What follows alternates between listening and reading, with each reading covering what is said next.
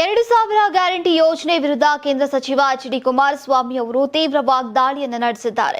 ನಾನು ಸಿಎಂ ಆದರೆ 5,000ವನ್ನ ಕೊಡ್ತೇನೆ ಎಂಬ ಹೇಳಿಕೆಯಿಂದ ರಾಜಕೀಯ ಚರ್ಚೆಗೆ ಹೊಸ ತಿರುವು ನೀಡಿದ್ದಾರೆ.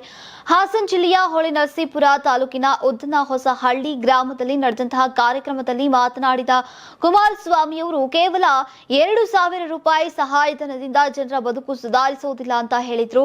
ಮಹಿಳೆಯರು ಸಣ್ಣ ಮೊತ್ತಕ್ಕೆ ಮರಳಾಗಬಾರದು. ಆರೋಗ್ಯ, ಶಿಕ್ಷಣ ಸೇರಿದಂತೆ ಮೂಲಭೂತ ಅಗತ್ಯತೆಗಳಿಗೀಗ ಈ ಹಣ ಸಾಕಾಗೋದಿಲ್ಲ ಅಂತ ಅವರು ಅಭಿಪ್ರಾಯವನ್ನ ಪಟ್ಟರು. ನೀವು ಸಣ್ಣ ಆಗ್ಬೇಕಲ್ವಾ, ಅದು ಒಂದು ಉತ್ತಮ ಆಹಾರದಿಂದ ಸಣ್ಣ ಆಗ್ಬೇಕಲ್ವಾ. ಪ್ರತಿದಿನ ನಮ್ಮ ಜೀನಿ ಸ್ಲಿಮ್ ನ ಯೂಸ್ ಮಾಡಿ ಯಾವುದೇ ಸೈಡ್ ಎಫೆಕ್ಟ್ ಇಲ್ದಂಗೆ ನೀವು ಸಣ್ಣ ಆಗ್ತೀರಾ. ರಾಜ್ಯ ಸರ್ಕಾರದ ವಿರುದ್ಧ ವಾಗ್ದಾಳಿ ನಡೆಸಿದಂತಹ ಅವರು ಗ್ಯಾರಂಟಿ ಯೋಜನೆಗಳ ಹೆಸರಿನಲ್ಲಿ ಸಾಲವನ್ನ ಹೆಚ್ಚಿಸಿ ಜನರ ಮೇಲೆಯೇ ಹೊರೆ ಹಾಕಲಾಗ್ತಾ ಇದೆ ಅಂತ ಆರೋಪಿಸಿದ್ದಾರೆ. ಕರ್ನಾಟಕ ಸರ್ಕಾರವು ಲಕ್ಷಾಂತರ ಕೋಟಿ ಸಾಲ ಮಾಡಿದೆ. ಇದರ ಪರಿಣಾಮವಾಗಿ ಪ್ರತಿಯೊಬ್ಬ ನಾಗರಿಕರ ಮೇಲೂ ಕೂಡ ಸಾಲದ ಒತ್ತಡ ಹೆಚ್ಚಾಗಿದೆ ಅಂತ ಕುಮಾರಸ್ವಾಮಿ ಅವರು ಹೇಳಿದ್ದಾರೆ.